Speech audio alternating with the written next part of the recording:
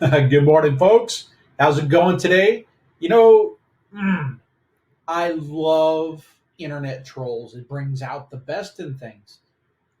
Just bottom line up front, guy called me a hippie, right? A guy who's been in the Navy for 30 plus years, in the nuclear industry for 32 plus years. Really don't think I rank very high on the tree hugger scale. Check out the email and see what it's all about. Yeah, pretty fun day for this one.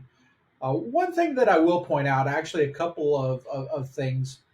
You know, I think it's unfortunate the political nature of some of the subject surrounding solar. I think most notably in the arena of global warming. Unfortunately, global warming is highly politicized. There's extremes and everything in between, and it's a very emotionally charged subject.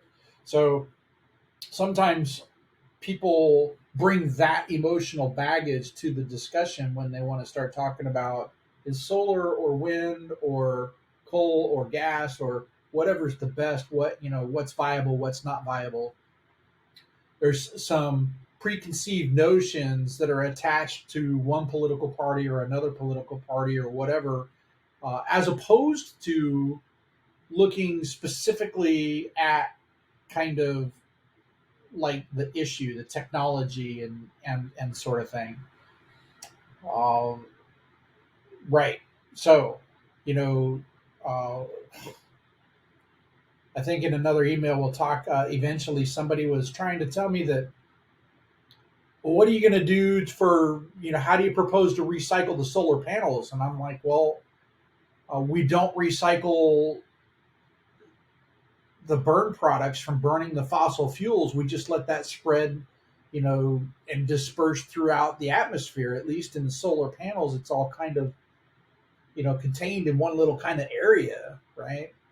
It's like I don't I don't get the arguments. The only way we can really get there in those arguments is if there's a preconceived notion, right?